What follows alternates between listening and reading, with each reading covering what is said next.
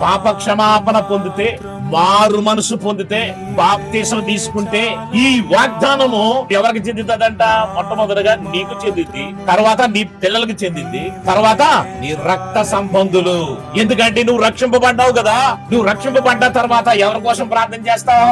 ఈ అన్నదమ్ములు రక్షణ లేకపోతే, నేను రక్షింపబడ్డాను, మా అన్నయ్య ఇంకా రక్షణ పొందలేదు, నా తమ్ముడు ఇంకా రక్షణ పొందలేదు, నా తల్లిదండ్రులు ఇంకా రక్షణ పొందలేదు, నా మిత్రులు ఇంకా రక్షణ పొందలేదు, నేను వచ్చిన సంతోషంలోనికి వాళ్ళు రాలేదు, నేను వచ్చిన రక్షణలోనికి వాళ్ళు రాలేదు, నేను వచ్చిన ఆనందంలోనికి వాళ్ళు రాలేదు, నేను వచ్చినటువంటి ఐశ్వర్యంలోనికి వాళ్ళు రాలేదు, నేను వచ్చినటువంటి పరలోకంలోనికి వారు రాలేదు. మరి వాళ్ళ గురించి ప్రార్థన చేస్తావా లేదా? నీ స్నేహితుడు నశించిపోతున్న స్నేహితుల గురించి ప్రార్థన చేస్తావా లేదా? నశించిపోతున్న నీ తమ్ముడు గురించి, నశించిపోతున్న నీ అన్న గురించి, నశించిపోతున్న నీ అక్క చెల్లెల గురించి యేసు నామములో ప్రార్థన చేస్తావా లేదా? చెయ్యలేదు అంటే వారి మీద నీకు భారమో. తప్పనిసరిగా మారు మనసు పొందిన మొట్టమొదటి వ్యక్తి, పాప క్షమాపణ పొందిన వ్యక్తి, రక్షణ లేని తన కుటుంబం రక్షణలోనికి వచ్చేదాకా దుఃఖముతో కన్నీళ్లు కారుస్తూనే ఉంటాడు.